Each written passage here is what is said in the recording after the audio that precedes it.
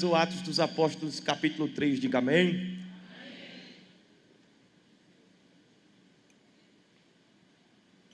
A partir do versículo de número 1, diz-nos assim a palavra de Deus: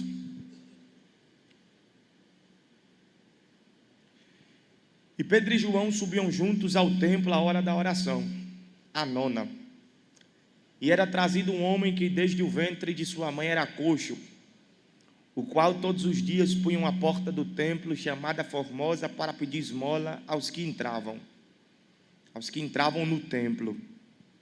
O qual, vendo a Pedro e a João que iam entrando no templo, pediu que lhe dessem uma esmola. E Pedro, com João, fitando os olhos nele, disse: Olha para nós. E olhou para eles, esperando receber deles alguma coisa. E disse Pedro: Não tenho prata nem ouro, mas o que tenho, isso te dou. Em nome de Jesus Cristo, o Nazareno, levanta-te e anda. E, tomando-o pela mão direita, o levantou. E logo seus pés e artelhos se firmaram. E, saltando ele, pôs-se em pé e andou. E entrou com eles no templo, andando e saltando e louvando a Deus. E todo o povo o viu andar e louvar a Deus. E conheciam-no, pois era ele o que se assentava a pedir esmola à porta formosa do templo. E ficaram cheios de pasmo e assombro pelo que lhe acontecera. Graças a Deus por essa palavra. Minha gente, estamos diante de uma narrativa bíblica que aquece os nossos corações e muito alimenta a nossa fé.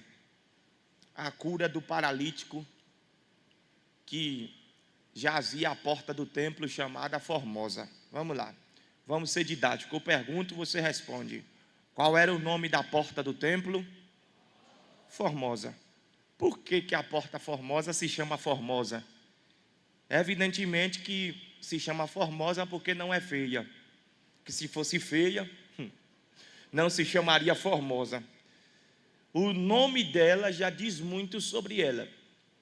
Agora a pergunta é: quão formosa era essa porta para que colocassem nela um nome que acende um holofote sobre a sua beleza?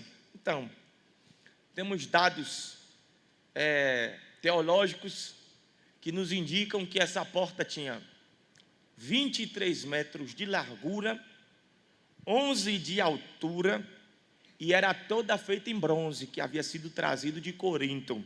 Então imagina, abra a mente, pense numa porta de 11 de altura, 23 de largura e toda feita em bronze. Alguns historiadores dirão que ela ainda era trabalhada artesanalmente. Alguns artistas haviam desenhado essa porta, ou feito desenhos nela. Então, havia um trabalho ali de relevo extraordinário. Era uma porta chamativa. Todo mundo que por ela passava tinha sua atenção atraída para ela. Então, entende-se facilmente por que a porta Formosa se chama Formosa. Mas eu afirmo, sem medo de errar, sem medo de ferir a exegese textual, sem medo de estar criando loucura, eu afirmo que essa porta era formosa para todo mundo, menos para uma pessoa. E essa pessoa é justamente esse paralítico. Ele é coxo desde o seu nascimento. E tudo que restava para alguém que nascia nessas condições naquela época era pedir esmolas. Quando alguém nascia com algum tipo de deficiência física, essa pessoa iniciava o pedido formal das esmolas. O governo romano cedia uma espécie de alvará e essa pessoa passava a mendigar. E não temos muitos detalhes bíblicos acerca da sua biografia, mas alguns teólogos respeitados, como Russell Norman Champlin, dirão que na ocasião em que esse homem foi curado, ele tinha 40 anos de idade. Então, se ele tinha 40 anos de idade, começou a pedir esmolas com 12 anos de idade, significa que ele ficou aí cerca de 28 anos diante daquela porta pedindo esmolas. E assim, quem passava por diante daquela porta podia admirá-la, podia apreciá-la, reconhecer toda a sua formosura, mas ele não ia para lá para admirar, para apreciar, nem para reconhecer formosura. Ele colocava-se diante da porta para pedir esmolas, e isso não é honroso, isso não é gostoso, isso não é nenhuma maravilha, isso não é uma delícia. Disso dependia a sua subsistência. Agora, vamos considerar que bronze é um ótimo condutor, ou melhor, é um ótimo receptor e transmissor de calor. Pega uma peça de bronze, aqui em Juazeiro parece que tem um sol para cada um. Pega uma peça de bronze, deixa aí fora o dia inteiro, depois vai pegar, vai segurar. Você não pega não, você não segura não, porque vai reter muito calor e vai transmitir muito calor. Então assim, naquele lugar, a sensação térmica já era péssima, o calor lá era causticante.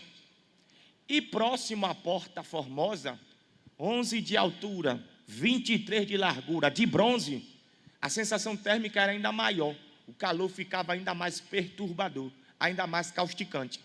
Então a temperatura era insuportável. Quem passava por diante daquela porta dizia: que formosura!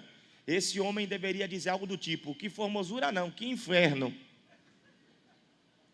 Porque há coisas que são formosas para quem passa, mas quem fica é que sabe do que passa.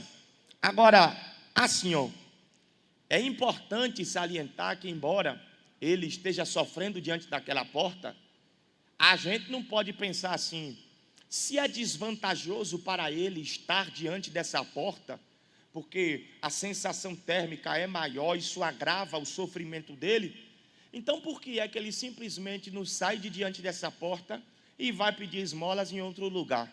É tão simples resolver os problemas dos outros, né? Tem gente que tem uma facilidade para resolver as questões alheias, enquanto não dá conta de solucionar as problemáticas da própria vida. Eu particularmente tenho uma raiva de gente que, vendo alguém sofrer, diz: está sofrendo porque quer, ou está sofrendo porque gosta. Que absurdo! Quem é que diante da felicidade e da infelicidade dirá: rapaz, eu acho que ser infeliz é melhor? Quem é que diante do sucesso e da desgraça dirá: rapaz, sucesso não atrai ninguém, parece que a desgraça é mais gostoso? Então assim, alguém pensa: mas Breno, se a porta esquenta ele, se é desconfortável para ele, por que ele simplesmente não sai?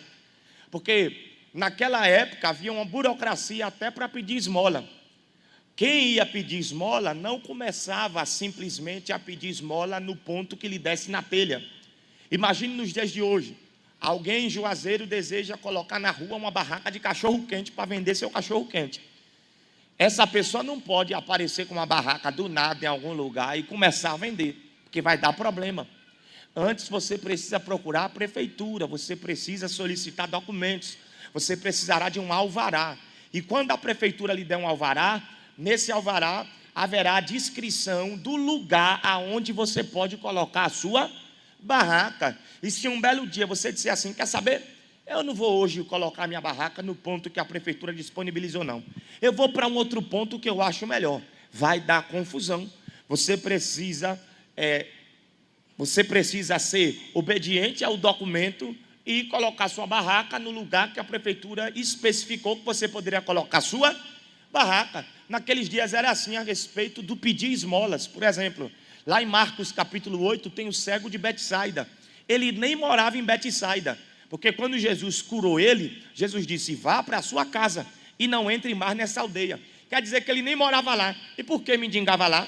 Porque aquele foi o lugar que o governo disponibilizou para ele pedir esmolas. Quando você vê em Marcos capítulo 10, do versículo 46 ao 52, o cego Bartimeu mendigando na saída de Jericó, que também era a entrada de Jericó, Bartimeu não está ali por ser um ponto estratégico. Ele está ali porque aquele foi o ponto que o governo disponibilizou para ele pedir as suas esmolas. O seu alvará só lhe permite estar ali. Ele não pode mudar de lugar para pedir esmolas. Então, por que que o paralítico da Porta Formosa mendiga a Porta Formosa, ainda que a sensação térmica diante dessa porta seja perturbadora? Porque aquele é o lugar em que o documento que ele tem lhe autoriza estar para pedir esmolas. Então, quando você vê alguém sofrendo, não diga que é só mudar de lugar. Você não conhece as dependências emocionais, você não conhece as dependências financeiras, e você não conhece toda a problemática sensível por detrás daquele contexto. Então, é melhor calar do que besteira falar. Esse homem não dá conta de romper com o estar diante dessa porta, tendo uma sensação térmica pior do que o resto da sociedade. Só resta para ele estar ali. Então, aquela porta não representa formosura, representa sofrimento. Aquela porta não representa beleza. Aquela porta para ele representa agonia. Mas não é porque ele sofre diante da porta e nem porque ele vive agoniado diante da porta que ela deixou de ser formosa. A despeito do sofrimento dele, a porta continua sendo formosa. Gente, nós precisamos tomar cuidado com o tempo que a gente passa exposto ao sofrimento, porque o sofrimento tem o poder de retirar da gente a perspectiva da beleza. Quando a gente passa muito tempo sofrendo, não é as coisas à nossa volta que começam a mudar, é a nossa visão com relação a tudo à nossa volta que sofre alguma deformação.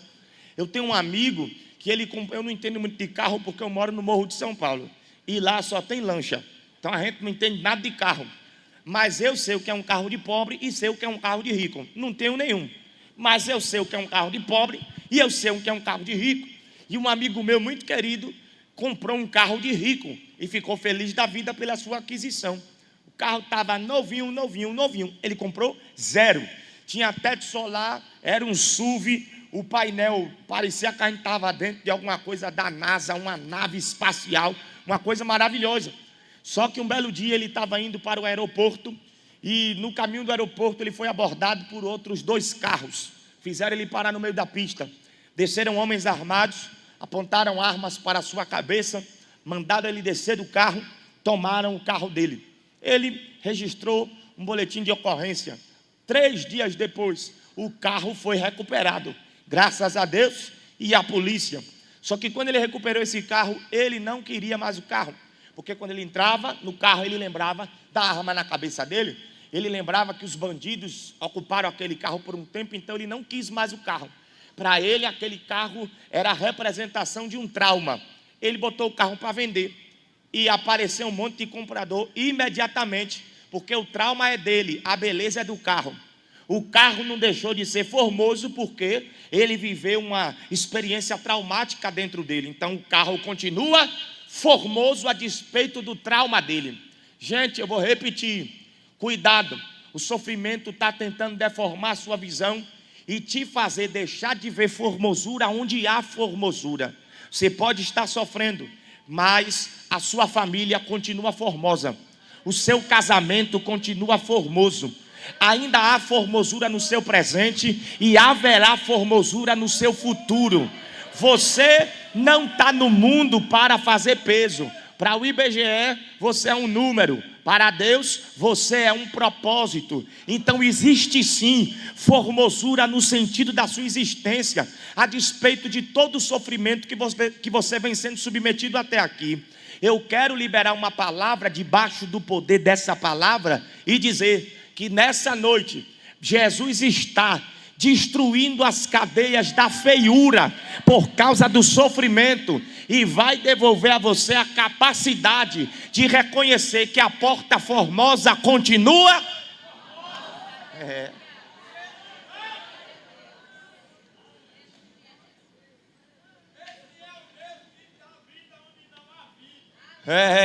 É isso mesmo. Eu gosto quando tem uns crentes assim na igreja. Maravilha, meu irmão. E a mim também. Então vamos glorificar. O texto começa dizendo que Pedro e João subiam juntos ao templo à hora da oração, a 9ª. E isso me é muito interessante. Pedro e João estão subindo para o templo na hora da oração. Essa dupla é interessante. Pedro e João. Para mim, é água e óleo. Tu sabe que água e óleo não mistura. Breno, por que você chama Pedro e João de água e óleo? Por uma questão de temperamento. Quando a gente fala de Pedro, a gente está em um extremo temperamental. Quando a gente fala de João, a gente transita para outra ponta de um extremo temperamental. Olha para a biografia de Pedro. Pedro era explosivo, ao ponto de puxar a peixeira para dar no pescoço do homem. Não, Breno, você falou errado. Não foi no pescoço, não.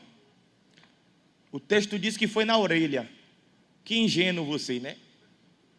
Eu nunca vi ninguém respirando ameaça contra alguém dizer algo do tipo: eu vou dar uma facada na orelha dele. Quando Pedro puxa a peixeira, ele mira no pescoço. Breno, por que pegou na orelha? Porque o homem tirou o pescoço de baixo.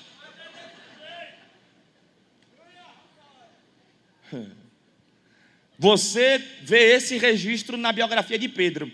Quando você vai olhar para a biografia de João, ele colocava a cabeça no peito de Jesus para ouvir o coração de Jesus batendo.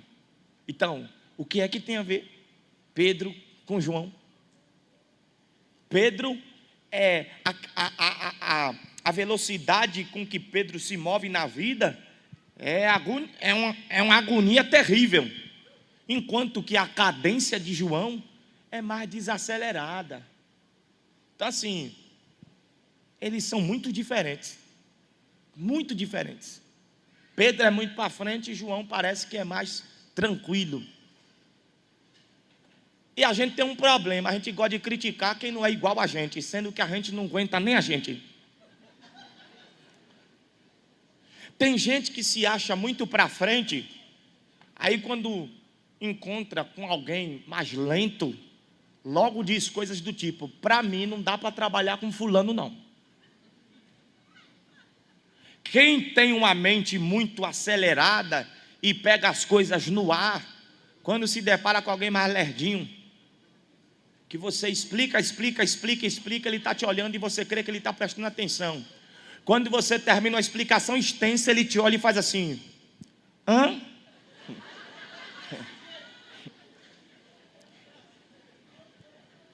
Você respira fundo e pensa: não vai dar para mim não. Mas apesar da gente não suportar nos outros aquilo que a gente não tem na gente, os opostos sempre se atraem. Casei há 1 ano e 5 meses, sou calorento e eu gosto do ar-condicionado no 16. Para minha mulher é insuportável o ar-condicionado no 25.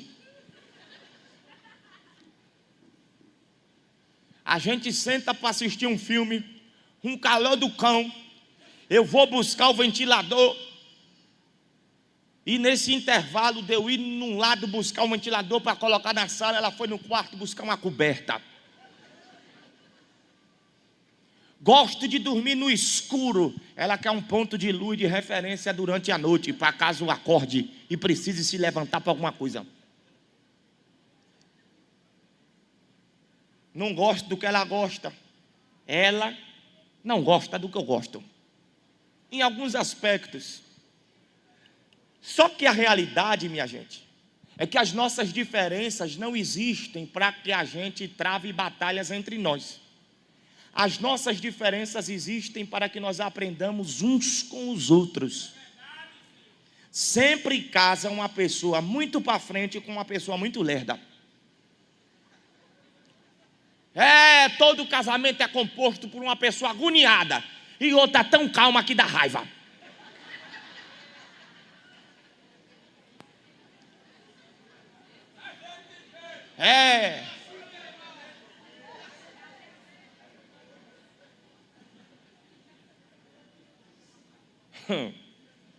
Teve gente que riu de nervoso.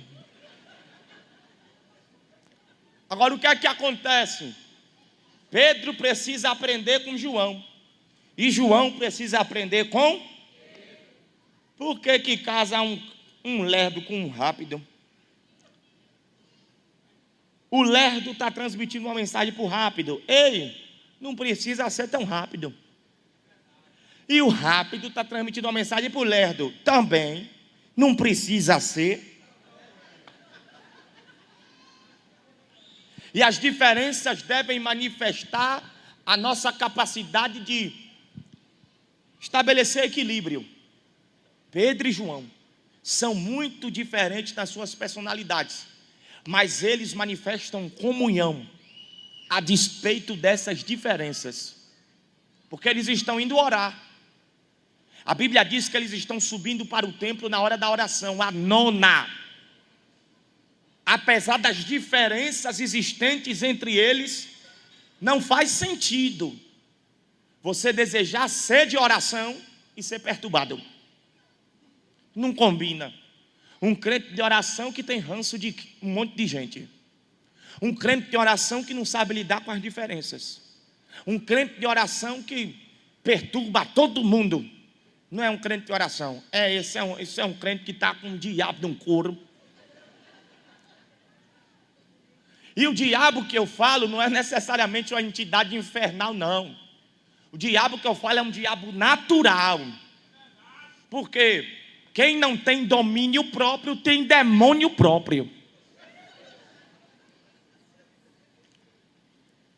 E nós precisamos entender que no campo espiritual, no campo do exercício da oração, existe unção que, para que se manifeste sobre nós, vai depender do nível de comunhão que a gente manifesta entre nós. Vou repetir que isso aqui é digno de anotação.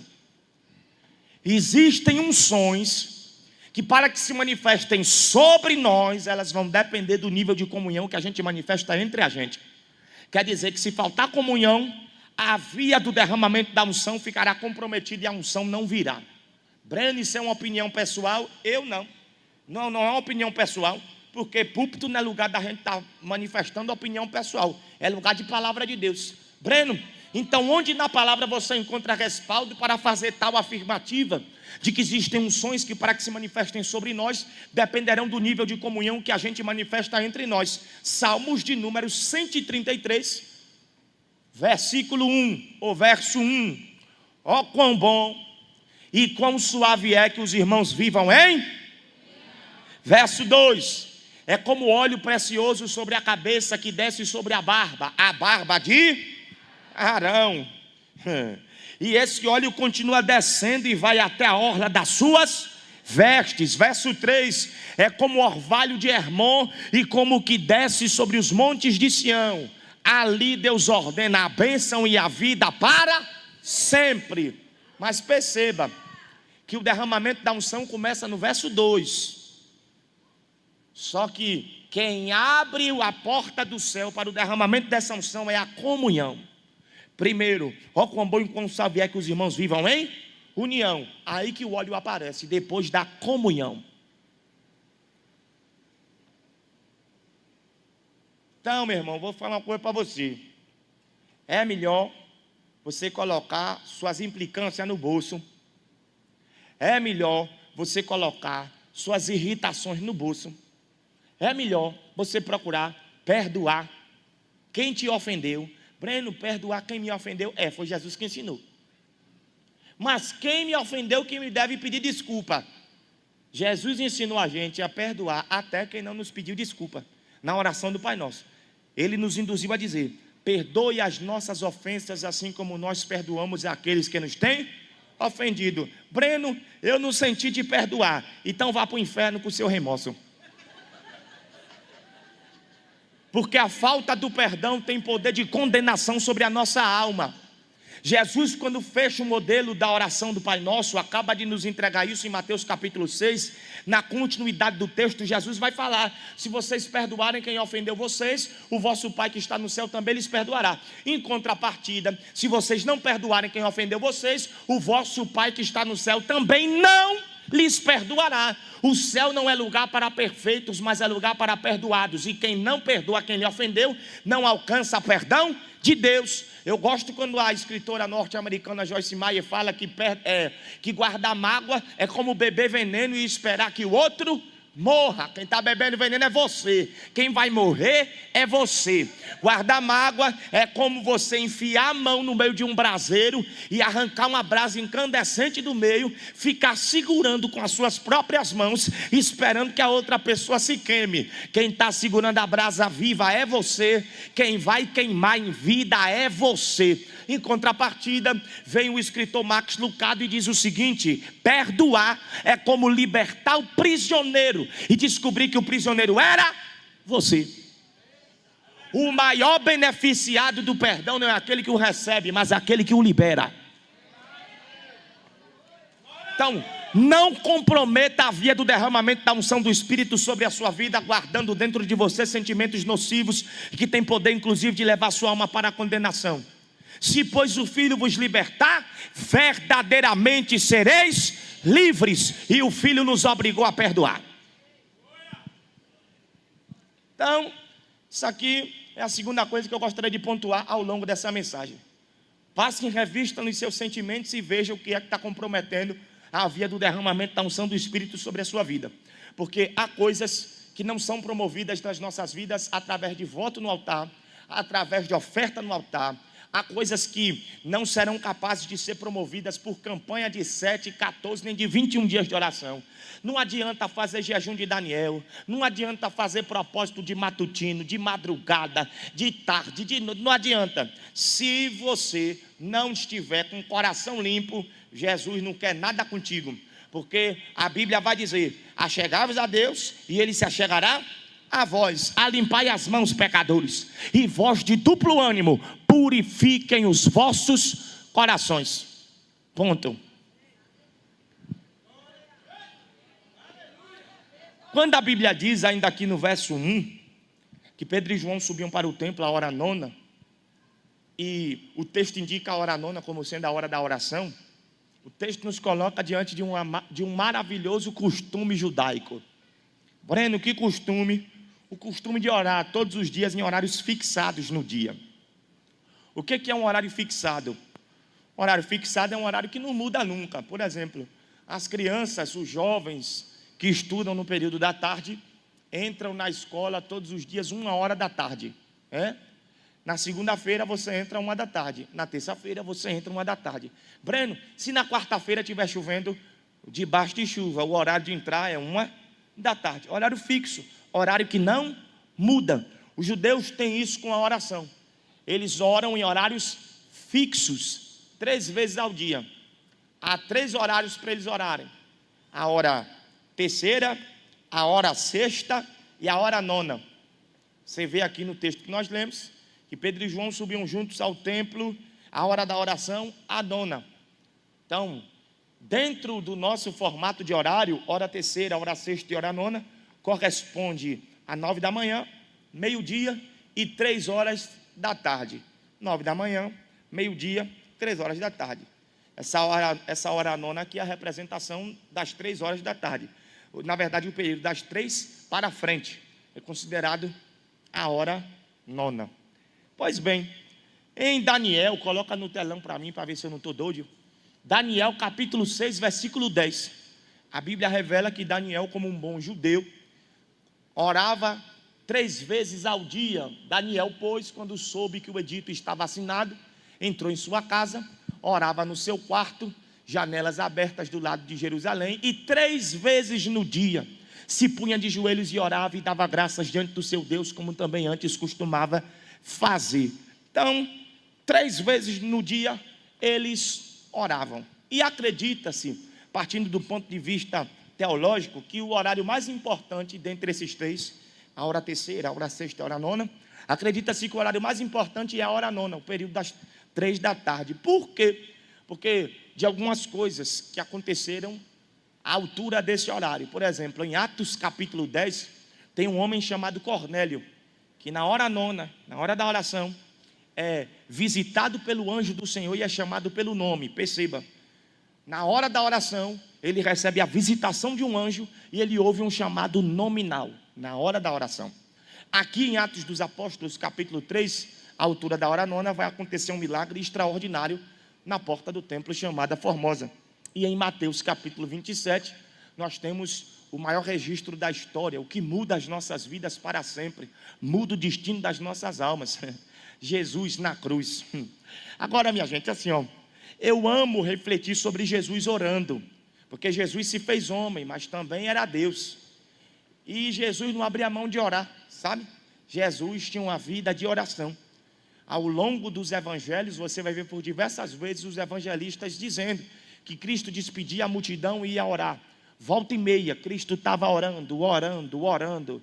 E isso para mim é fascinante, porque quando Cristo orava, era Deus falando com Deus. Eu fico pensando, se Deus falava com Deus, imagine o tanto que eu não preciso falar com Deus.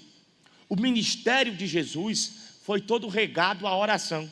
Durante todo o exercício ministerial de Cristo, ele orava. Cristo não se preocupava apenas em falar para as multidões. Cristo não se preocupava com o crescimento numeroso do público que lhe ouvia. Ele preocupava-se em manter a sua vida devocional em dia. E volta e meia, como nós temos exemplo em Marcos capítulo 6, volta e meia Jesus despedia as multidões para ficar sozinho com Deus, orando. Eu particularmente não gosto quando as pessoas tratam Jesus como um pregador da palavra. Para mim, Jesus não é um pregador da palavra. Pregador da palavra sou eu, é o apóstolo Antônio, é o pastor Felipe. Não, Jesus não é um pregador da palavra. Porque em João capítulo 1, a Bíblia falando acerca dele dirá que no princípio era o verbo, e o verbo era Deus, e o verbo estava com Deus. Então Cristo não é um pregador da palavra, Cristo é a manifestação da própria palavra. Ele é a palavra. E Cristo, antes de pregar, costumava orar. E isso me deixa doido, porque assim, quando Cristo orava, pensando no exercício do seu ministério, era a palavra orando para pregar a palavra. Ele é a própria palavra. Ele era a palavra que orava para pregar a palavra. E por isso tenho me sentido impelido pelo Espírito de Deus nos últimos dias a falar. É muito bonito, gente, pegar microfone, é muito bonito cantar, é muito bonito pregar. E de jeito nenhum eu vou criticar os meus companheiros pregadores, os meus companheiros ministros de louvor. De maneira nenhuma eu vou criticar os que desejam manifestar instrumentalidade nas mãos de Deus e falar às massas, falar às multidões. Quem deseja fazer o nome do Senhor conhecido, quem deseja alcançar corações por meio da adoração, por meio da palavra, boa coisa deseja. Não se critica isso nem de longe, mas eu preciso falar. Gente, isso aqui não é plano de carreira. Isso não é uma vitrine apenas para demonstrativo de talento, claro, não negligenciando o talento, porque talento também glorifica a Deus. Eu tenho um nervoso de gente que acha que lá fora as coisas têm que ser bem feitas, e na casa de Deus qualquer pato rouco pode estar cantando, que Deus não se importa com isso. Não, talento é relevante, talento também é significativo, mas para além dessas questões, eu tenho dito, com base na forma como Cristo conduzia o seu ministério, se Cristo, sendo a palavra, orava para pregar a palavra que era Ele mesmo, pregador que não ora tem que calar a boca. Ministros de louvor que não manifestam vida devocional, vida com Deus, deveriam calar a boca, cessar o seu canto e procurar organizar sua vida devocional, porque ministério sem exercício de oração, ministério sem exercício de devocional, ministério sem exercício de santificação, não deve ser considerado ministério coisíssima nenhuma. Deus está nos convocando para um tempo em que a gente manifeste mais comprometimento dentro do relacionamento com Ele, porque a gente não pode virar um produto. Nós devemos nos comportar como verdadeiros amigos de Deus. Eu honestamente não me preocupo com o que pensam de mim, com o que pensam sobre o meu chapéu, não. Eu me preocupo com o que é que Deus está pensando. Por isso que eu levanto de manhã e vou orar e digo: Senhor, se tem uma coisa para esculhambar, esculhamba. A gente precisa ser amigo de Deus. Não é sobre uma performance, não é sobre ligar no automático, é sobre vida consagrada, vida no altar, relacionamento afunilado com o Deus eterno, porque assim Cristo conduziu o seu ministério. Jesus era tão comprometido com a oração, tão comprometido com a oração, que até na cruz ele orou. A Bíblia diz, leia Mateus capítulo 27, a Bíblia diz que quando bateu a hora nona, Jesus estava pendurado no madeiro, e foi bater a hora nona, ele orou, Eli, Eli, lama sabachthani.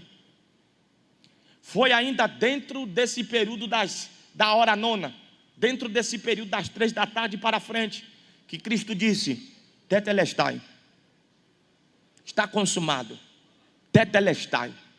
E eu fiquei doido quando descobri que foi dentro do período da oração que Cristo liberou essa profecia, tetelestai. Tetelestai, segundo alguns estudiosos, era uma palavra utilizada em pelo menos 3 ocasiões com muita frequência dentro de Roma.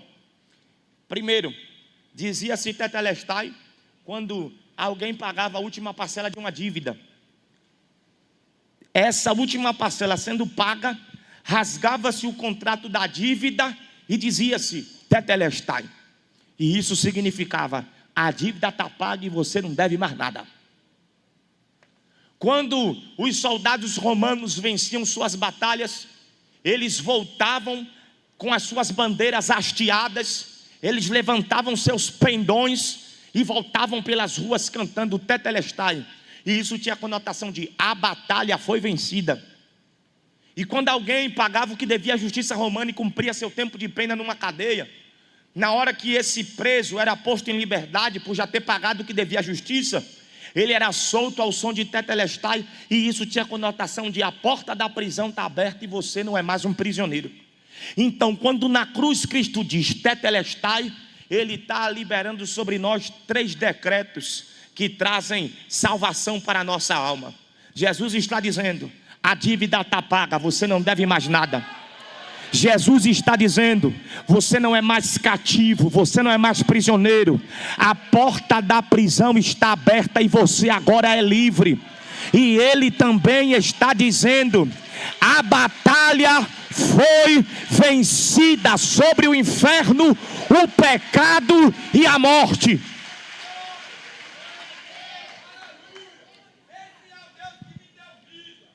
Ainda dentro desse período de hora nona, hora de oração, Cristo entrega o seu Espírito. E quando Ele entrega o seu Espírito, Ele morre. A Bíblia diz que a terra tremeu. A terra tremeu ao ponto das rochas se fenderem e partirem. O sol naquele dia negou a sua luz. O sol virou o rosto para não ver o seu Criador morto, pendurado no madeiro. E aconteceu um fenômeno dentro do templo. O véu que fazia a separação entre os homens e Deus foi rasgado do alto a baixo. E eu preciso falar algo essa noite que terá o poder, no nome de Jesus, de arrebentar as cadeias da frieza espiritual e reacender o fogo do Espírito e nos devolver o desejo por buscar a presença de Deus. O véu não rasgou para Deus sair, o véu rasgou para a gente entrar. O véu não rasgou para Deus sair, o véu rasgou para a gente entrar. E eu preciso perguntar para algumas pessoas aqui essa noite, se o véu do templo rasgou para você entrar, por que é que você permanece do lado de fora? Entra na presença de Deus, entra na presença de Deus, entra na presença de Deus. Quem tem ouvidos, ouça o que o Espírito diz às igrejas: buscai ao Senhor enquanto se pode achar, invocai-o enquanto Ele está perto. Jeremias capítulo 29 versículo 13, assim diz o Senhor: vocês me buscarão e me encontrarão. Quando vocês começarem a me buscar de todo o vosso coração. Nós temos vivido uma época de uma geração bastante emocional, e essa tendência para nós sermos melindrosos e excessivamente emocionais está roubando da gente a racionalidade. Tem gente na igreja que está sofrendo, mas não busca a Deus, porque acha que Deus vai ficar com pena de você só porque você está sofrendo. Deus não terá pena de você apenas porque você está sofrendo. A manifestação do poder de Deus não ocorre onde há sofrimento. A manifestação do poder de Deus acontece onde há busca pela sua presença. Porque A mulher do fluxo de sangue não foi curada porque precisava de cura. Ela foi curada porque buscou Jesus. Bartimeu não foi curado porque precisava de cura. Ele foi curado porque clamou pelo nome de Jesus. Em Mateus capítulo 15, a filha da mulher cananeia, que estava miseravelmente endemoniada, aquela menina não foi liberta só porque precisava de libertação. Ela foi liberta porque a mãe dela foi buscar Jesus. Então nós precisamos romper, minha gente. Eu sei que é difícil, mas faça esforço porque valerá a pena. A tristeza está tentando calar a tua voz, a ansiedade está tentando calar a sua voz na presença de Deus, a depressão está tentando te deixar contido, retido na presença de Deus, enquanto a palavra de Deus para nós nesse tempo é: clama-me e eu lhe responderei, e anunciar-te-ei coisas grandes e firmes das quais você ainda não tem conhecimento. Deus está nos convidando para orar. Deus está nos convidando para orar. Tal como os judeus manifestam comprometimento com a oração todos os dias, na hora terceira, na hora sexta, na hora nona, Deus está nos dizendo: dentro do nosso cronograma precisam haver horários fixados dedicados à sua presença. Todo mundo aqui tem horário para tudo. Tem horário para o culto começar, tem horário para o culto acabar. Você tem horário para entrar no trabalho, tem horário para entrar na escola, tem horário para entrar na academia, tem horário no nutricionista, tem horário no ginecologista, tem horário no oftalmologista, e nós cumprimos à risca esses horários. Mas quando trata-se de oração, a gente ora se sobrar tempo, a gente ora se sobrar força, a gente ora. E eu vou te falar uma coisa, eu vou abrir o coração aqui, nessa coisa de viajar muito pelo Brasil, dentro de avião, dentro de lancha, dentro de carro, dentro de ônibus e tanto transporte. Eu passei um tempo me escondendo de trás de uma filosofia que não glorifica a Deus, e a gente usa para parecer espiritual e esconder a nossa negligência. Breno, qual é a filosofia? É uma filosofia que a gente diz: Deus sabe de todas as coisas. Por exemplo, eu chegava de uma semana exaustiva, uma semana de viagens intensas, aí eu me deitava e lembrava que eu precisava orar, mas eu pensava assim: eu não vou me ajoelhar para orar não, porque eu estou muito cansado. E Deus... aí chegava o dia de eu pegar meus livros, pegar minha Bíblia, pegar computador, pegar tudo que tem como ferramenta para pesquisa, para aprender. Aí eu estava com uma dor de cabeça porque tinha sido muito exaustivo, e eu dizia assim: quer saber, eu não vou estudar hoje não, eu vou deixar para amanhã, ou talvez depois de amanhã, porque eu estou só o pó. E Deus sabe, ó, Senhor, eu vou tirar aqui um tempo de oração. Aí ajoelhava. Quando ajoelhava, aí dava calor, dava muriçoca, dava agonia, aí eu dizia que ia tirar um tempo de oração de 1 hora. Aí dava uns 4, 5, 6, 7, 10 minutinhos. Eu dizia assim: deixa essa 1 hora para outra hora, porque agora não está fluindo, sabe? Eu não estou muito bem. Senhor, eu volto mais tarde. E nem voltava mais tarde por causa do cansaço. Deixava para orar outro dia. E aí, debaixo dessa filosofia, Deus sabe, mas que dia foi que Ele falou que concorda? Deus sabe, mas aonde foi que Ele disse tudo bem? Gente, de verdade, nós estamos vivendo um tempo em que a gente está romantizando a nossa negligência e dando muitas desculpas para Deus acerca dela. Mas a verdade é que a gente na horizontal manifesta um compromisso que na vertical a gente não dá conta de manifestar. Quando você levanta com dor de cabeça para ir para o seu trabalho, você não manda mensagem para o chefe e diz: não, é o seguinte, chefão, não vai dar hoje para comparecer porque eu estou com uma dor de cabeça aqui. Nada, doril para dentro, anador, joga na bolsa, vai trabalhar com dor de cabeça assim. Quantas vezes os seus sentimentos estão uma bagunça e você não está com paciência para ninguém, mas você tem reunião com o cliente, e mesmo não tendo paciência para ninguém, cabeça para nada, você chega e no cliente trata numa alegria, numa simpatia, coloca um sorrisão no rosto, porque tem boleto para pagar, tem projeto para tirar do papel, você está precisando de dinheiro. Sabe o que é que isso revela? Que quando a gente quer, a gente coloca tudo que nos incomoda no bolso e dá conta de cumprir com as nossas obrigações. E a gente precisa entender que antes da oração se transformar num prazer, primeiro a gente vai ter que tratar ela como obrigação, porque essa carne não presta não, meu irmão. Essa carne é inclinada para tudo aquilo que não é bom. Essa carne é inclinada para tudo aquilo que não glorifica a Deus. Se a gente não começar a submeter a nossa carne à disciplina espiritual, sabe o que é que vai acontecer? A gente vai cumprir 10, 15, 20, 30 anos de crentes e seremos crentes superficiais, crentes emocionais, crentes melindrosos, que nunca na vida sustentaram um verdadeiro compromisso com Deus. Mas o Espírito do Senhor nos convoca nesse tempo para uma disciplina, para revisão de conceitos. Passe em revista em como você tem tratado a sua vida com Deus e ouça a voz do seu amado aqui essa noite dizendo: arrependei-vos porque é chegado o reino de Deus, arrependei-vos porque é chegado o reino do céu. Deus está nos chamando para a disciplina. Então assim, ó, eu vou encerrar essa palavra, e se você esquecer de tudo que eu falei, mas você nesse aspecto fizer, estou falando de prática, isso, eu ganhei minha noite e cumpri o meu papel aqui. Os judeus oravam todos os dias em horários fixos, a hora terceira, a hora sexta e a hora nona, 9 da manhã, meio-dia e 3 da tarde. Eu não vou dizer para você fixar 3 horários por dia, porque talvez tenha gente aí que não tenha nenhum. Então pedir 3 é pedir demais.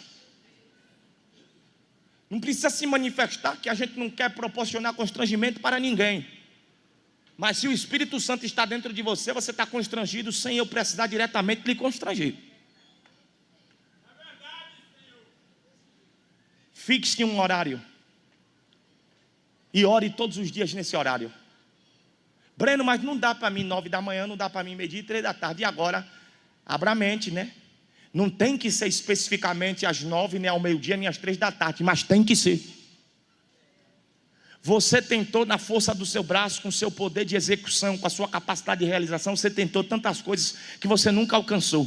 Experimente viver o resto desse ano sem passar um dia sequer sem orar, e você vai ver portas que você força anos a abertura e nunca se abriram, mas pela manifestação do seu comprometimento com Deus, você vai ver essas portas abrirem como se fossem automáticas, sem que haja necessidade de se fazer força. Quando a gente começar a exercitar a oração do jeito que o Espírito de Deus espera de nós, Deus vai começar a potencializar as nossas capacidades. Vai ter jovem até criando a habilidade de absorver conteúdo com mais facilidade. Vai ter gente que é atrapalhada pelo TDAH, e o TDAH será submetido ao poder do Espírito, e você dará conta de uma produtividade que você nunca antes achou que lhe era possível. Quando a gente começar a entrar no exercício da oração do jeito que Deus está nos chamando para fazermos, vai ter dia que você vai estar no trânsito com o Waze aberto no seu celular, porque você não saberá o caminho, e o Waze vai dizer assim: vire à direita, e o Espírito de Deus vai dizer: não vira à direita não, que aí tem rascada, segue direto e deixa o Waze recalcular a rota lá para frente. Haverão pais e mães que os seus filhos não darão mais conta de mentir para vocês, porque quando eles se aproximarem para contar uma história inverídica, o Espírito de Deus já terá mostrado aos pais de oração toda a verdade acerca da versão que eles estão apresentando. Eu estou sentindo o mover de Deus sobre esse lugar, e o Espírito Santo está nos convocando para um tempo em que as nossas vozes façam-se ouvidas na sua presença. Eu vou falar, parece muito simples, mas o poder de envergadura disso é extraordinário. É tempo de orar. Deus está nos convidando para orar. Deus está nos convidando para a oração. Ore maracala súria rebaraio sérgia.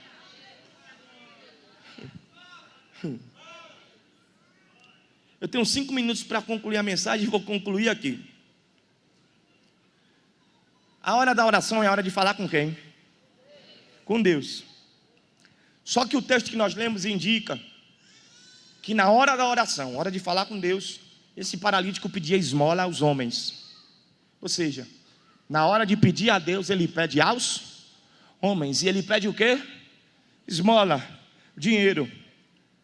E esse paralítico revela uma igreja que acredita mais no poder daquilo que está no bolso dos homens do que no poder que está na mão de Deus. Na hora de falar com Deus, na hora de pedir a Deus, ele pede esmolas aos homens. Ele estende a mão para Pedro e João, pede uma esmola e espera receber deles alguma coisa. Pedro diz: olha para nós. E o paralítico crente que Pedro ia meter a mão no bolso e dar-lhe alguma coisa para a sua subsistência. Então Pedro abre a boca e diz a ele: eu não tenho prata e nem ouro. O paralítico deve ter pensado algo como: então sente aqui para pedir mais eu. Pedro diz: eu não tenho prata nem ouro, mas o que tenho. Muitos de nós entendemos que quando não temos dinheiro, não temos nada. Só que Pedro está falando: eu não tenho prata nem ouro. Mas quem foi que disse que porque me falta prata e ouro eu não tenho nada? Olha a declaração de Pedro: eu não tenho prata nem ouro, mas o que tenho, isso te dou. Em nome de Jesus Cristo, o Nazareno. Pedro está dizendo: eu não tenho dinheiro, mas eu tenho o nome. Não tenho recursos, mas eu tenho o nome. O que é que Pedro está dizendo a esse paralítico? Pedro está dizendo a esse paralítico a mesma coisa que o apóstolo Paulo dirá aos Coríntios em uma das suas cartas aos Coríntios. É no capítulo 6, no versículo 10. Eu não me lembro se é 1 Coríntios ou 2 Coríntios. Coloca para mim na tela, por favor. Segunda carta aos Coríntios, capítulo 6, versículo 10. Por gentileza. Eu acho que é o segundo mesmo. A segunda carta. 2 Coríntios, capítulo 6, versículo. Exatamente. Olha o que Paulo está dizendo. Estamos sempre tristes, mas alegres. É difícil, né? O apóstolo Paulo fala umas coisas que para o homem natural não faz muito sentido. Ele está falando: ó, nós estamos contristados, estamos tristes, mas sempre alegres. Não entendi. Você está triste ou você está alegre? Paulo diz: eu estou triste, mas eu estou alegre. Como Jesus dizendo: no mundo tereis aflições, mas tem de bom? Você nunca talvez tenha parado para refletir nessa palavra. Quando eu li essa palavra, o Espírito de Deus abriu os meus olhos e Jesus falando: no mundo tereis aflições, mas tem de bom? Aí eu parei e disse assim: oxe, o que é isso aqui, Senhor? Porque o Senhor quer me dar ânimo, me falando que eu vou ter aflição. No mundo tereis aflições, mas tem de bom? Se você parar para observar, é meio paradoxal. Jesus está falando que você terá aflições, mas diante das aflições Ele espera que o seu estado de animosidade não caia, mas você mantenha o seu ânimo. Por quê? Porque Ele venceu. Porque eu venci o mundo. O que é que Ele está dizendo? Aquilo que você não deu conta de vencer, eu já venci. Alegre-se nisso. Paulo dizendo: estamos tristes, mas sempre alegres. Estamos como pobres, mas enriquecendo. Como é que você é pobre e enriquece alguém? Nós estamos vivendo como quem não tem nada, mas a gente entende que a gente possui tudo. Paulo está dizendo aos Coríntios a mesma coisa que Pedro está dizendo ao paralítico na Porta Formosa. A presença de Jesus compensa a falta de qualquer dinheiro. Agora não tem dinheiro, não importa o quantitativo que dê conta de compensar a ausência de Cristo. Dinheiro é bom, mas não é tudo. E eu também não vou romantizar a pobreza. Dinheiro não traz felicidade, então me dê o seu e vá ser feliz. Porque se dinheiro não traz felicidade, eu quero saber que felicidade a pobreza traz. Aí tem gente que fala assim: eu tenho orgulho de ser pobre, porque nunca teve a oportunidade de ser rico. Eu não me envergonho das minhas condições, mas na primeira oportunidade eu vou embora sem olhar para trás. Para um condomínio melhor, né? Um bairro melhor, um negócio assim melhor. Mas a realidade é que se dinheiro fosse tudo, Os dados da OMS acerca de depressão e suicídio não seriam tão alarmantes na classe média alta da sociedade. Se dinheiro fosse sinal de estabilidade, como muita gente acredita ser, a cantora norte-americana Whitney Houston, sendo tão rica e tendo tanto sucesso, não teria acabado a vida como acabou. Dentro de uma banheira, morreu misturando antidepressivos com cachaça. Tão rica, e termina a história de uma forma tão trágica. Porque a estabilidade que as pessoas tanto procuram do lado de fora, a estabilidade que as pessoas procuram no dinheiro, na verdade não está no dinheiro. E não está em nenhum lugar pelo lado de fora. Tem gente querendo green card para ir para os Estados Unidos e passar a ganhar em dólar. Esses dias eu pensei, digo, meu Deus, será que se eu começar a orar em inglês, o Senhor começa a me abençoar em dólar? Eu pensei isso de repente, mas a realidade toda é que estabilidade não é uma reserva financeira, estabilidade não é um lugar geográfico, estabilidade é uma pessoa, e essa pessoa se chama Jesus Cristo.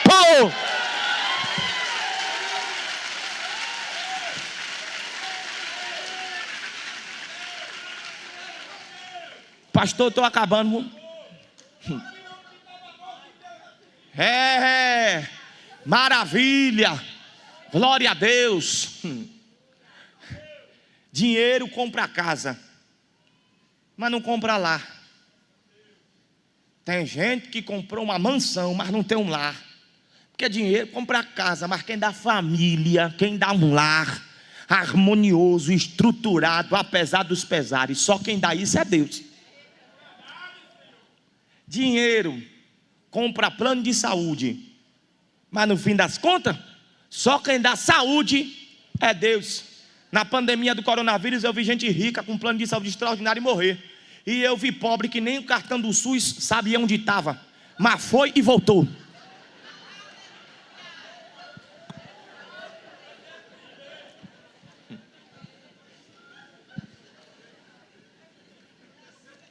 Dinheiro compra cama, e compra cama cara. É interessante a gente ser missionário e andar por aí fazendo a obra de Deus. Tem dia que eu estou no meio de gente muito pobre, e tem dia que eu vou para lugares onde o único pobre sou eu.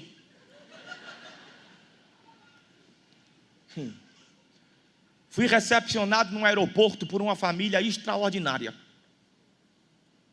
O povo era rico, sabe? Não eram extraordinários porque eram ricos. Além de serem extraordinários, eram ricos.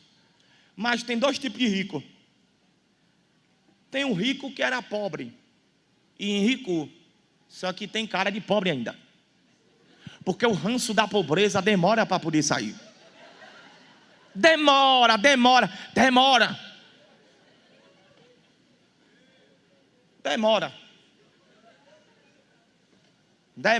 Não tem jeito não.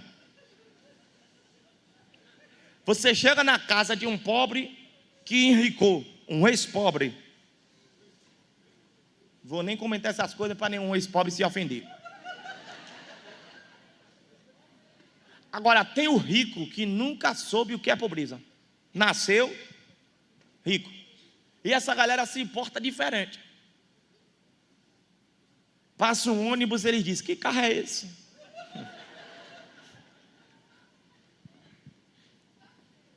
Esse pessoal que me recebeu eram servos de Deus, mas enfim, ricos desde sempre.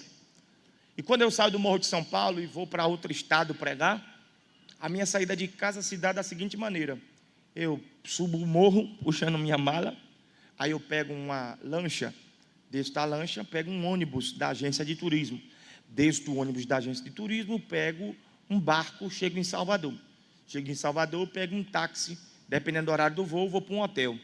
Aí eu durmo naquele hotel, às vezes, para de madrugada ir para o aeroporto, outro táxi para pegar o voo. Aí pego o voo, chego do outro lado, às vezes ainda tem 2, 3 horas de estrada para chegar no destino. É desse modelo aí. E numa viagem dessa, essa que estou te contando em questão, eu não aguentava mais o ar-condicionado. Já estava enjoado, já estava me incomodando. Eu queria muito ar puro, estava doido por um arzinho puro. Só que a janela do avião não abre, né? Se abrir, cai, não sei, alguma coisa assim. E aí, quando eu fui chegando na saída do aeroporto, a família estava lá me esperando. Gente que nunca soube o que era pobreza. Pai, mãe e filhos. E eles foram me recepcionar. Quando eu cheguei perto deles, O contraste apareceu na hora.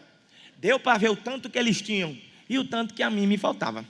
Achei aquilo ali interessante. Os filhos deles me olhavam com... Não tinha nenhum preconceito, nenhum ar de superioridade, mas de fato, pastor, era um ar diferenciado, sabe? Você, acho que nunca... Rapaz, uma coisa fora do normal. Os meninos me olhavam assim, de um jeito que eu pensava, será que eles nunca viram um pobre de perto e tão assim, tipo... Assim, enfim, me receberam muitíssimo bem, muitíssimo bem. Eu entrei no carro, eles carregaram minha mala, me receberam muito bem. E eu dizendo, vala-me, que carro é esse? Entrei e tentei abaixar o vidro do carro, porque eu queria ar puro. E estava sentado no fundo, eu queria ar puro. Aí eu apertei o botão, o vidro não descia. Eu digo, um carro desse, o vidro não desce. Aí eu apertando, não descia. Eu falei, ô irmão. Ele, pois não. Posso ajudar como? Fale, estou à sua disposição. Ele digo, não, seu vidro aqui atrás está com problema. Estou tentando abaixar e não abaixa. Ele, não está com problema, é que o carro é blindado. E aí quando o carro é blindado, o vidro do fundo acaba não abaixando. Eu digo, me desculpe, não sabia. Cheguei na casa deles, uma casa imensa, e eu vivia dizendo assim, Senhor, não preciso ficar rico não. Eu sempre falava assim, não preciso de negócio de riqueza não. Quando eu cheguei na casa deles, eu olhei em volta e digo, eu retiro o que eu falei, Senhor. Se tu quiser, eu estou pronto. Deixa eu te mostrar que o dinheiro não vai mudar a minha essência, não vai me corromper. Eu quero é isso aqui. Aí enfim, e o pessoal me recebia numa alegria. E aí eles falaram assim, Breno, a gente está muito feliz de te receber, e a gente quer te levar na suíte da visita, para você ver a cama que você vai dormir. Aí eu não aguentei, brinquei, disse, espera aí, que eu sei o que é cama. Também não precisa me mostrar a cama que eu vou dormir, que eu posso até ser pobre, agora eu também durmo numa cama. Aí eles falaram assim, não é isso não, é que é uma cama especial. Eu digo, se é especial, então bora ver. Aí a gente entra no quarto, uma cama imensa. Se eu compro uma cama daquela, tem que quebrar as paredes lá em casa para poder entrar, porque não tem por onde entrar. E aí quando entro no quarto, eles disseram assim, essa cama acabou de chegar, você vai inaugurar. Eu digo, ótimo, né? Se vocês acreditam que isso faz diferença, maravilha. Aí eles disseram, não, essa cama é maravilhosa. Eu ainda não tinha entendido a razão de tanta empolgação, até eles puxarem uma tomada que sai de dentro do colchão, ligaram a tomada na energia, pegaram um controle e apertaram, e a cama começou. Eu disse, não. O que é isso aí? Ele, isso aqui é bom para lombar. Aí apertava um botão, mudava a frequência da vibração, e eles diziam, isso aqui é bom para circulação. Aí apertava o botão de novo, mudava, e eles iam falando dos benefícios. Essa cama que é magnético, que é não sei o que, e pai, você vai dormir nessa cama e você vai relaxar. Eu digo, obrigado pela apresentação, parabéns pela aquisição. Agora pode tirar da energia, desligue, tire essa tomada, desligue. O pessoal, por quê? Eu digo, não vou dormir nisso não, tire, desliga aqui. Tire agora, que eu não vou dormir nisso aí não. Eles, por quê? Eu digo, se a minha ignorância não lhe ofende, não lhe fere, então deixe eu com minha ignorância. Eu cresci no círculo de oração, e lá eu estou até hoje. As irmãs sempre me cobrindo em oração e dizendo, Breno, Deus vai te levantar, Deus vai te usar, vai fazer maravilhas, vai batizar com o Espírito Santo, vai salvar. Mas assim, vigia, porque a fúria do diabo contra a sua vida vai ficar grande. O diabo vai tentar acabar com você, manchar teu nome, vai tentar te matar. E assim, né? Esses dias a gente vem de uma onda de muitas viagens, salvação de almas. Nós estávamos pregando num culto onde Deus curou um mudo. O mudo nunca tinha falado. No meio do culto começou a dizer aleluia, aleluia, aleluia. E grande foi a manifestação do poder de Deus e a alegria dos irmãos naquele lugar, pela manifestação daquele milagre. Muita coisa bonita, os irmãos, sim. E daí eu digo, não, o diabo está doido para me matar, eu não vou dar um vacilo desse. Aí que vacilo, eu digo, não, eu não vou dormir numa cama ligada na energia de jeito nenhum. Daqui a pouco eu estou aí em cima sacudindo, e vocês pensando, o irmão está relaxando, e olha o pacote subindo para a glória antes da hora, morrendo eletrocutado. A minha cama não treme, e eu durmo, que é uma maravilha. Não precisa disso aí não. Deixa eu te falar, eles revelaram o valor da cama. Não, essa cama é maravilhosa, custou 19 mil reais. Eu digo, vala-me, meu Deus, custou quanto? quanto? 19 mil reais. Mas deixa eu te falar, se você soubesse o que tem de gente deitando em cama que custou 19, 20, 30 mil reais, mas quando procura sono para descansar, a perturbação da sua alma não lhe deixa dormir, porque dinheiro compra a cama, mas quem dá sono, quem dá descanso, quem dá repouso é Deus. O salmista disse: eu deitei e dormi, acordei porque o Senhor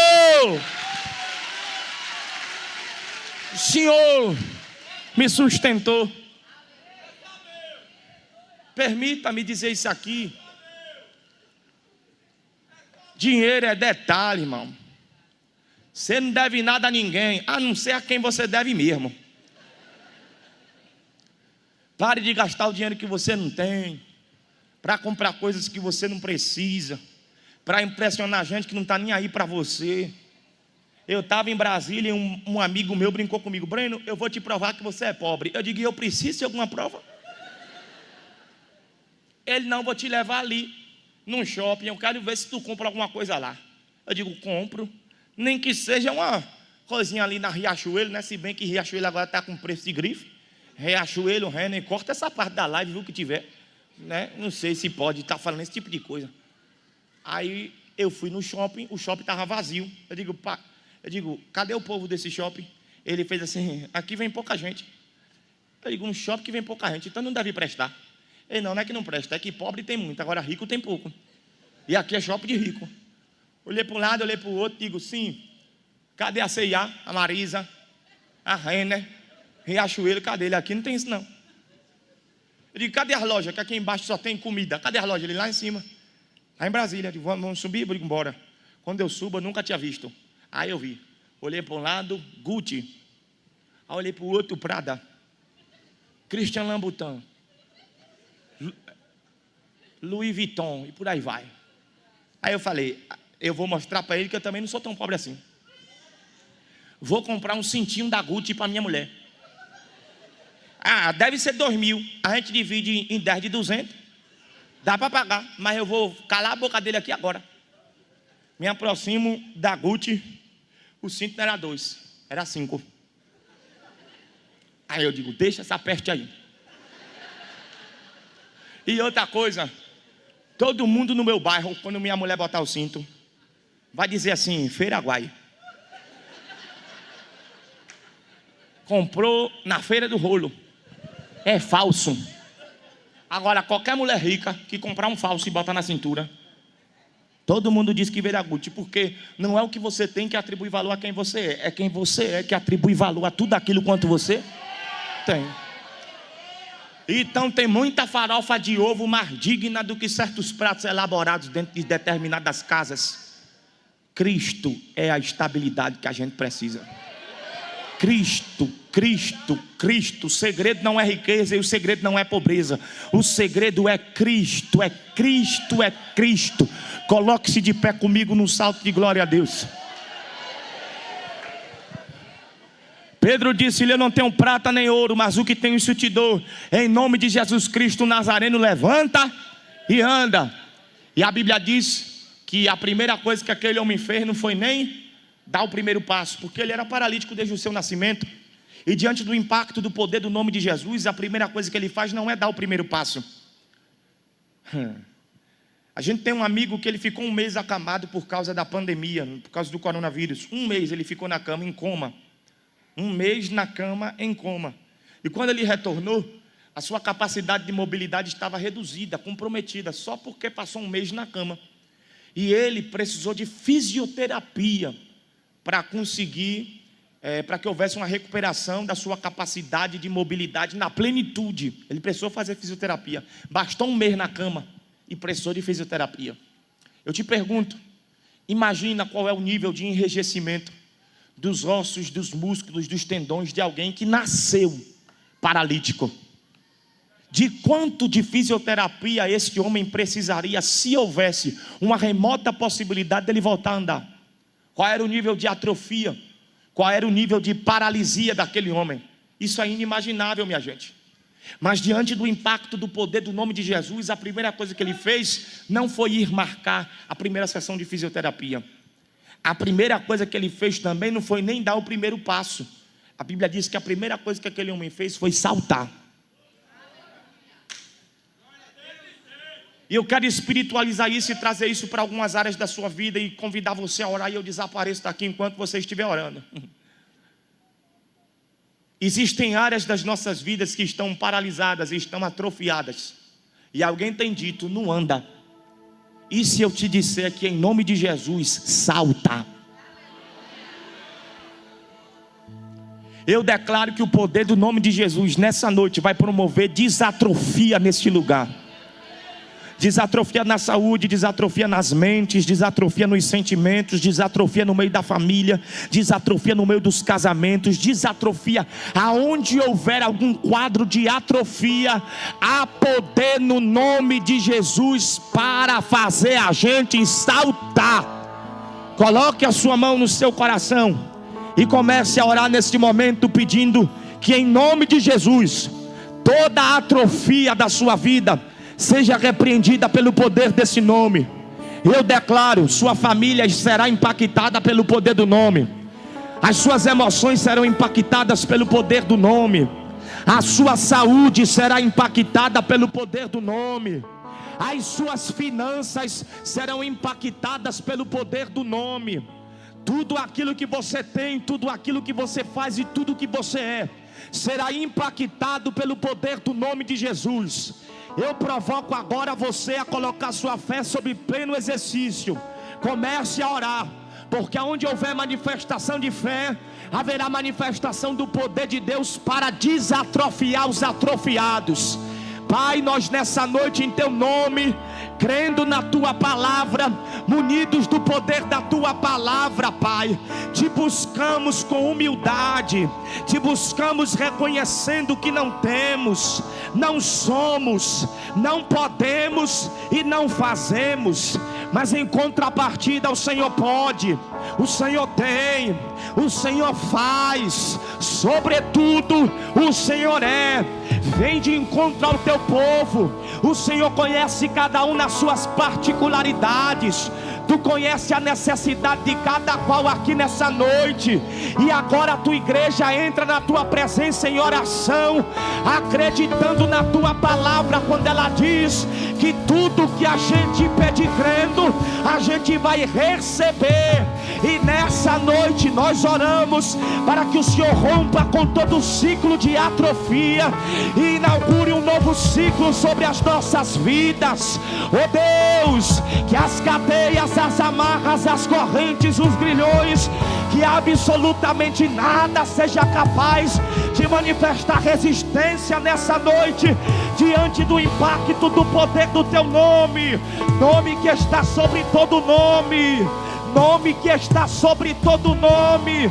Comece a orar, abra a sua boca e comece a orar. Eu acredito que você ainda tem força e ânimo para entrar na presença de Deus. Então entre agora, entre agora, entre agora, acreditando que você se tornará alvo do poder e do impacto do nome de Jesus. Eu profetizo desatrofia. Eu profetizo desatrofia.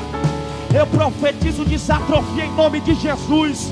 Desatrofia nos sentimentos, desatrofia nos pensamentos, desatrofia na criatividade, desatrofia na capacidade de realização, desatrofia nas finanças, desatrofia na saúde, desatrofia no ministério, desatrofia dentro do relacionamento de pais e filhos e pais, pelo poder do nome de Jesus, pelo poder do nome de Jesus, pelo poder do nome de Jesus, pelo poder do nome de Jesus. Há poder no nome, há poder no nome, há poder no nome, e esse nome traz sobre nós impacto, para fechar o ciclo da atrofia e inaugurar sobre nós um ciclo em que a gente salta, a gente anda e a gente louva a Deus. A gente salta, a gente anda e a gente louva a Deus, porque Ele nos liberta, Ele nos faz livres e Ele nos faz plenos. Declare: sobre mim não há mais nenhuma atrofia, Sobre a minha família não há atrofia, na minha saúde não há atrofia, nas minhas finanças não há atrofia. Coloque a mão sobre a cabeça e libere essa palavra. Gente, eu estou me sentindo impelido pelo Espírito de Deus. Ele vai destruir cadeias em mentes aqui agora. Gente que está pressionada, sentindo a mente apertada, e isso está comprometendo a sua criatividade, isso está comprometendo a sua produtividade. Só que Cristo vai visitar a tua mente agora. Coloca a mão no alto da sua cabeça e faça isso munido de autoridade e com convicção no poder da palavra. A palavra de Deus diz acerca dela mesma que ela é viva e eficaz, mais cortante, mais do que qualquer espada afiada de 2 gumes. Ela é apta para discernir pensamentos e vai na divisão da alma e do espírito. O Senhor falou pela boca do profeta Jeremias: a palavra que de mim sair não tornará para mim vazia, não sem que antes cumpra na plenitude o propósito para o qual ela foi enviada. As cadeias dos pensamentos vão ser postas por terra agora, pelo poder da palavra do Deus eterno. Libere essa palavra sobre a sua mente e declare: não há mais atrofia sobre os meus pensamentos, em nome de Jesus. Seja livre, seja livre, seja livre, seja livre em nome de Jesus.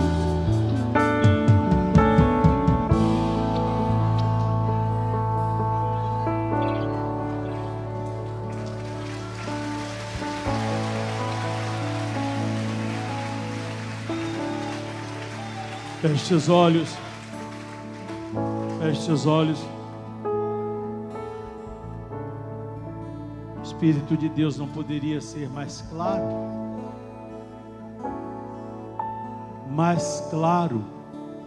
para falar aos nossos corações.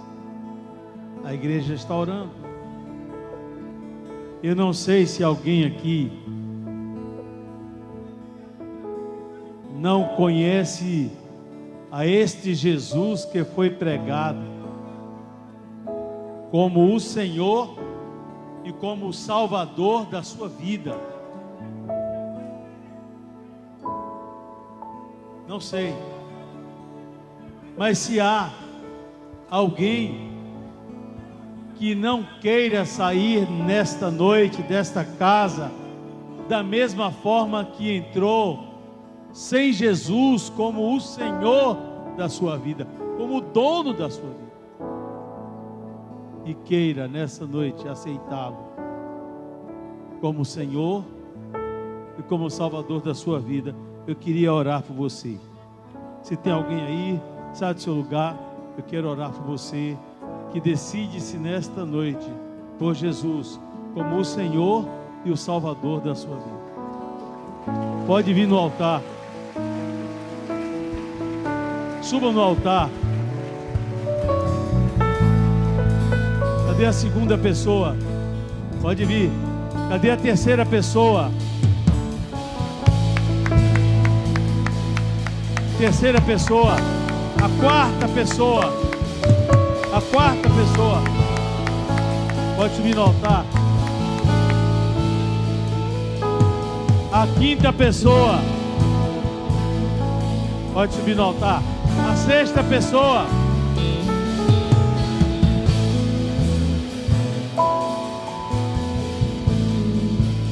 Cadê a sétima pessoa? O nome de Jesus é poderoso. Cadê você? Cadê você? Está pensando? Você ouviu tanto nessa noite que o nome dele é poderoso.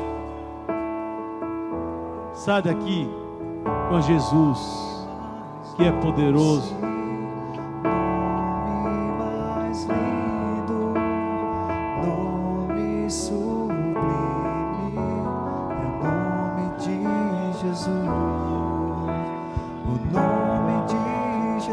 Cadê você? Levanta os mortos. O nome de Jesus sei que tem pessoas aí ainda, eu sei que tem.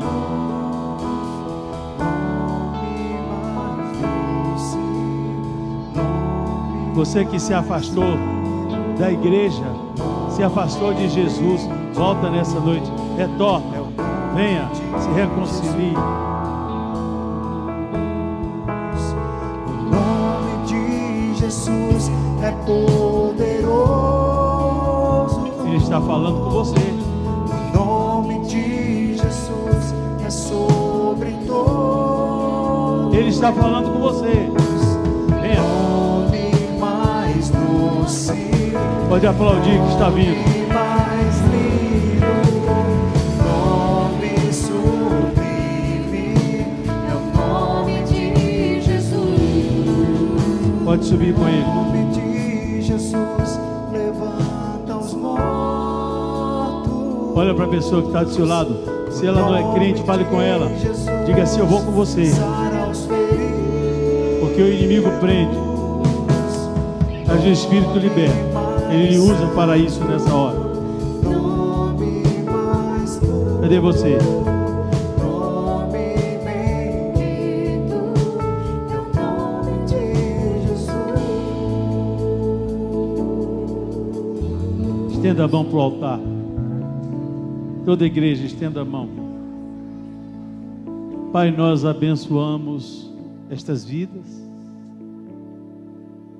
É no nome de Jesus que nós glorificamos, exaltamos e bendizemos ao Senhor. Porque é o Senhor quem convence, não somos nós. É o Senhor que convence estas pessoas.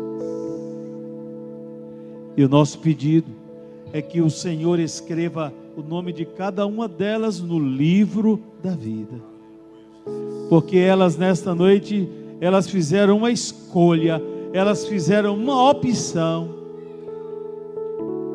Jesus em suas vidas. E que o Senhor dê à igreja a sabedoria para o cuidado, a visitação no lar, a oração, a leitura da palavra, auxiliando, ajudando no crescimento delas. E que Satanás, em todas as suas investidas, caia por terra, em nome de Jesus. Que o amor do nosso Deus e Pai, a graça do nosso Senhor e Salvador Jesus Cristo, o amor do nosso Deus e Pai, comunhão do Espírito, reine e domine em cada coração e em todo Israel de Deus espalhado na face da terra. Amém? Dá um forte aplauso aí. Deus abençoe. Nós queremos agradecer ao pastor Breno pela palavra e queremos dizer da nossa alegria em poder recebê-lo nesta noite. Deus abençoe. Vá em paz no nome de Jesus. Você que está em casa, que nos acompanha, está o número do nosso telefone. Fale conosco, nós queremos também ajudá-lo. Deus abençoe, beijo no coração. Amamos vocês, graça e paz. Que a igreja esteja orando pelos irmãos que estarão indo a Porto Seguro neste próximo final de semana. Estejam orando, nos abençoando, para que possamos ir em paz, voltar em paz, em nome de Jesus.